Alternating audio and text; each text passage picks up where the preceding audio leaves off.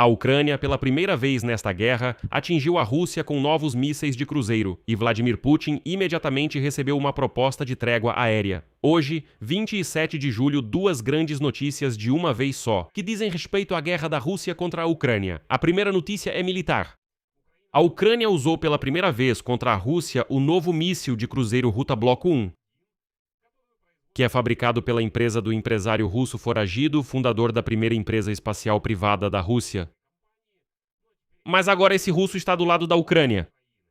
A segunda notícia é diplomática. Os Estados Unidos da América estão preparando um novo pacote de propostas de paz e um dos pontos é uma trégua aérea, ou seja, a recusa mútua de ataques aéreos.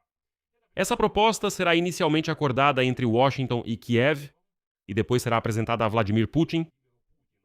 E tudo isso acontece na véspera da visita de Vladimir Zelensky aos Estados Unidos da América, que está marcada para amanhã, 28 de julho. Paralelamente, nossas forças de defesa realizaram uma das maiores séries de ataques dos últimos tempos. Sob fogo ficou a base estratégica de petróleo da Rosreserve em Udmurtia. Isso fica a 1.300 quilômetros da fronteira. O porto e a base de petróleo em Rostov-do-Don e mais 2 portos no Mar de Azov. Enfim, aqui certamente há muito o que discutir. Meu nome é Alexei Petty. Vamos começar, mas antes de começarmos, peço que você se inscreva neste canal. Estamos chegando à marca de 300 mil inscritos, então ficarei grato pela sua inscrição. Então vou começar com a principal sensação militar deste dia. A Ucrânia, ao que tudo indica, usou pela primeira vez mísseis de cruzeiro Ruta Bloco 1 para atacar o território da Rússia, desenvolvidos em conjunto com os ucranianos pela empresa holandesa Destinos, fundada pelo criador da primeira empresa espacial privada da Rússia, Mikhail Kokoritch. Isso é evidenciado pelas fotos dos destroços do míssil publicadas por blogueiros russos pró-guerra, Ruta Bloco 1, que se tornaram a primeira confirmação pública de seu uso em combate. Mas além dos próprios russos, a publicação americana The War Zone informou que as forças armadas da Ucrânia começaram a usar contra a Rússia mísseis de cruzeiro de baixo custo Ruta Bloco 1. O motivo foram aquelas mesmas fotos dos destroços dessa arma, em particular o corpo, os componentes internos e a parte traseira do míssil interceptado, foram divulgadas por canais russos no Telegram, levando analistas ocidentais a reconhecerem a novidade. Que tipo de míssil é esse, afinal?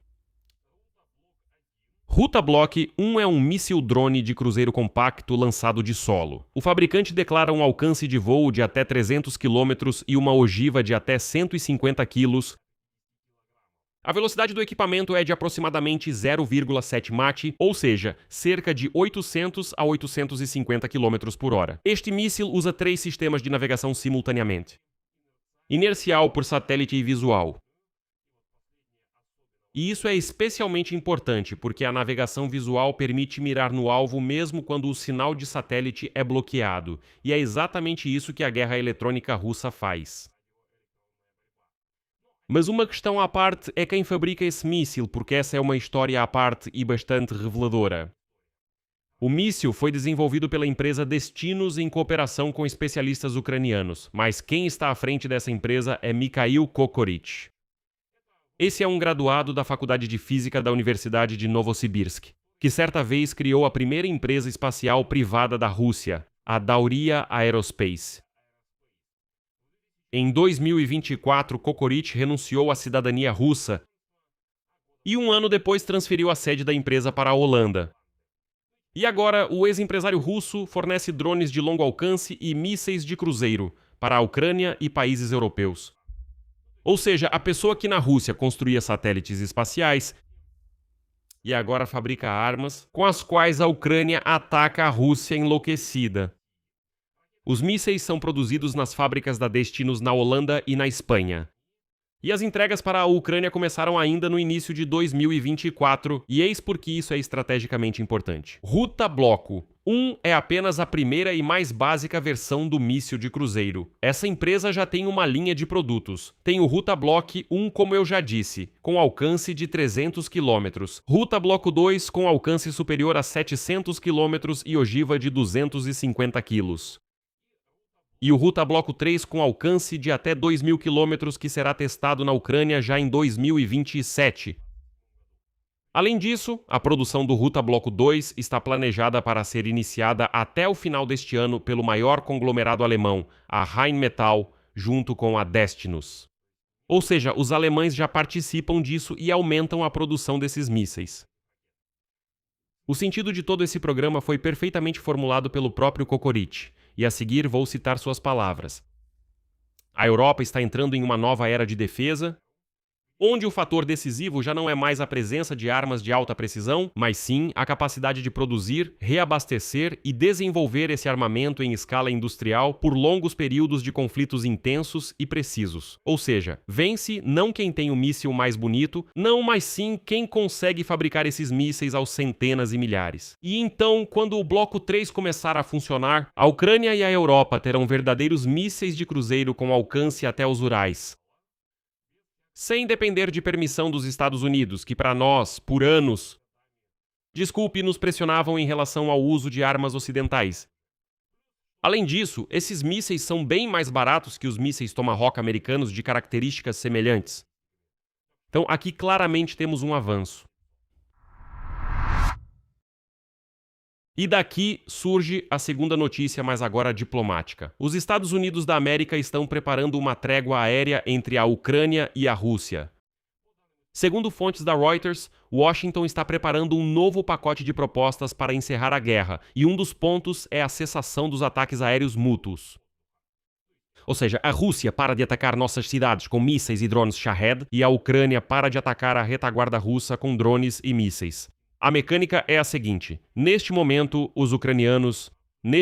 a iniciativa está sendo discutida entre Washington e Kiev. Depois de pronta e formatada, será apresentada em Moscou numa nova rodada de negociações de paz. O contexto principal é a visita de Volodymyr Zelensky aos Estados Unidos da América. Hoje ele está no Reino Unido e já amanhã, 28 de julho, o presidente da Ucrânia chega ao Zecura para um encontro com Trump, onde a questão do futuro cessar-fogo será discutida diretamente. E agora, fontes da Reuters esclareceram que o lado ucraniano está interessado nas negociações, mas por enquanto aguarda a confirmação da agenda do presidente americano. Agora vamos fazer uma análise sóbria. Será que isso pode ser realizado? Porque esse formato já foi discutido mais de uma vez.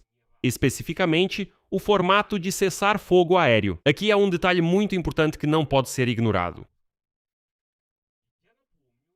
Lembro que Kiev já havia oferecido ao Vladimir Putin, esse sujeito careca, um cessar-fogo aéreo antes, e ele recusou. Lembro que Volodymyr Zelensky, bem antes do início dos ataques massivos às refinarias de petróleo por toda a Rússia, propôs diretamente a Moscou que ambas as partes parassem com os ataques aéreos mútuos. Mas Vladimir Putin recusou isso e declarou que, na verdade, queria mais sangue e mortes. Segundo vários funcionários, agora a situação é diferente. A pressão econômica sobre a Rússia pelos ataques constantes às refinarias e à logística pode suavizar a posição de Moscou. Ou seja, a lógica é a seguinte: antes Vladimir Putin não tinha motivo para concordar, mas agora, quando as refinarias de petróleo estão pegando fogo, os depósitos da Wildberries, os portos estão parando de operar, ele finalmente começa a ter pelo menos algum estímulo. Bem, pelo menos parar de trocar ataques aéreos. Há também o outro lado que vale comentar, sinceramente.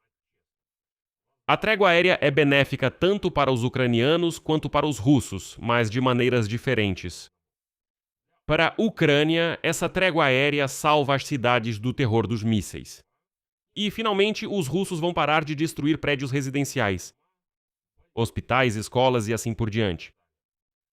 E para Vladimir Putin, essa trégua aérea dá uma pausa justamente para as refinarias de petróleo e para a logística, que a Ucrânia está agora mirando queimando metodicamente. Há uma diferença. Russos atacam residências, Ucrânia destrói logística e refinarias de petróleo. Além disso, não podemos esquecer que ontem Zelensky informou que Vladimir Putin está preparando uma nova mobilização e espera 30 mil soldados da Coreia do Norte. Portanto, qualquer pausa pode ser usada pelo Kremlin para se reagrupar e se preparar para uma nova ofensiva. É por isso que os detalhes e as garantias são importantes aqui. Caso contrário, esse cessar-fogo vai se transformar em uma pausa operacional para os russos.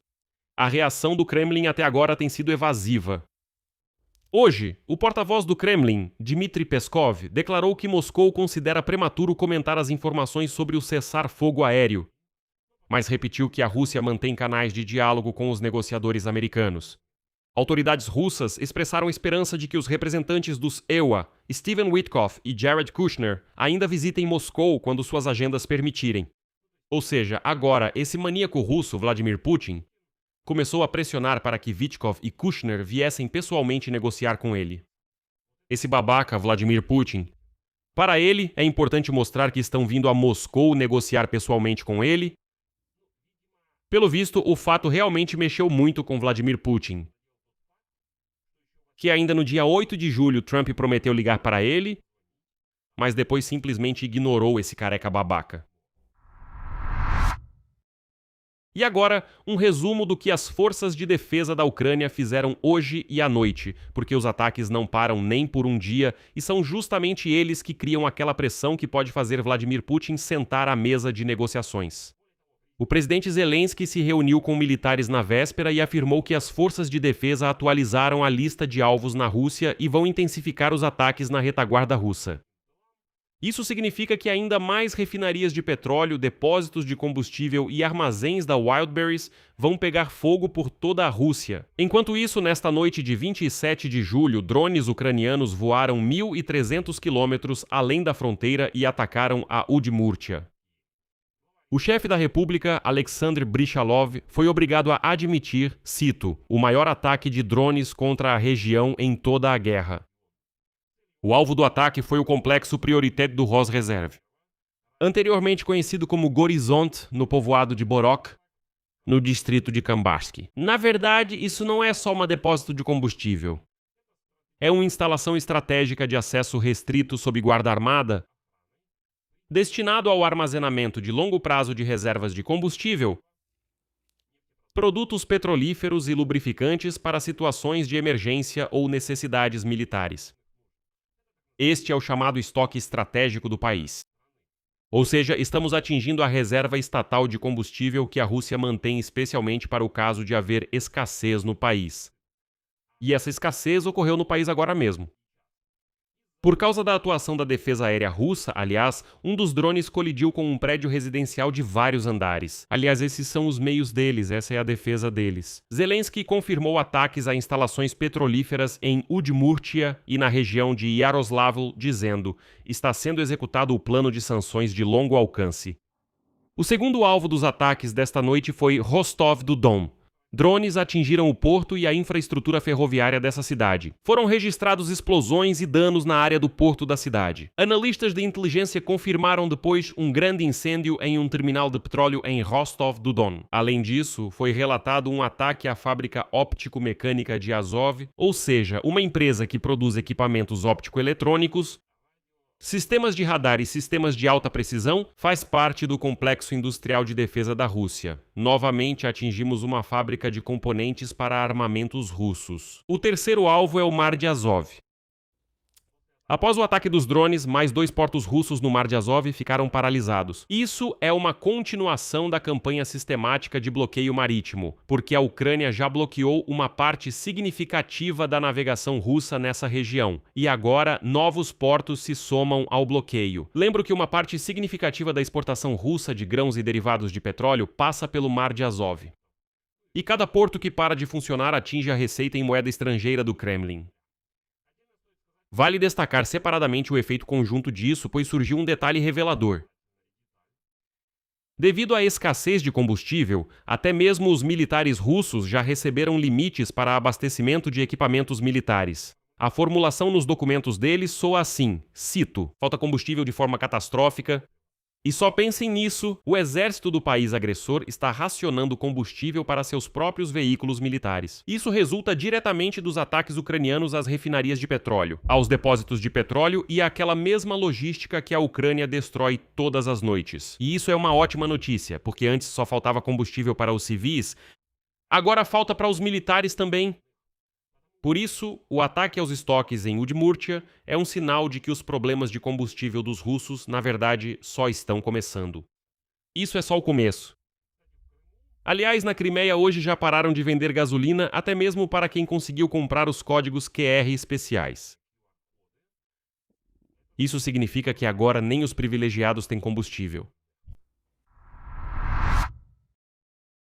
Resultado: forma-se um quadro bastante ilustrativo. Por um lado, a Ucrânia está aumentando suas capacidades militares. Um novo míssil de cruzeiro Ruta Bloco 1 entrou em ação. Em seguida, estão chegando versões com alcance até os Urais, que serão produzidas em conjunto com o conglomerado alemão Rheinmetall. A Ucrânia está atingindo cada vez mais longe. Eles atacaram Udmurtia a 1.300 quilômetros de distância. Atacaram a região de Yaroslavl. E estamos atingindo com cada vez mais precisão porque estamos atacando reservas estratégicas de combustível, portos e fábricas de defesa, a tal ponto que o exército russo já é forçado a racionar gasolina para seus veículos militares. Isso sim é um baita indicador. Por outro lado, é justamente essa pressão que cria condições para a diplomacia. Os EQD preparam uma trégua aérea. Amanhã, Zelensky irá encontrar Trump. Pela primeira vez, há a expectativa de que Putin talvez concorde, não por boa vontade, mas porque a economia da Rússia sofre cada vez mais. Mas aqui está o principal ponto de inflexão, porque a trégua aérea, claro, vai salvar as cidades ucranianas. E isso é bom. Mas isso também pode dar ao Kremlin uma pausa para restaurar as refinarias de petróleo e preparar uma nova mobilização envolvendo norte-coreanos. Por isso, tudo depende dos detalhes. Em quais condições, com quais garantias e sob o controle de quem será esse cessar-fogo aéreo? Provavelmente saberemos sobre isso já amanhã, 28 de julho, após o encontro entre Zelensky e Trump em Washington. Por isso, inscreva-se neste canal. Nós, com certeza, vamos cobrir esse assunto. Vou encerrar. Escreva sua opinião e conclusões nos comentários e inscreva-se no canal. Ative o sininho e não se esqueça de deixar o like. Se você quiser apoiar o trabalho deste canal no YouTube, ficarei muito agradecido. Você pode fazer isso através de qualquer doação pelos links e dados na descrição deste vídeo. É isso, cuidem-se. Tchau a todos.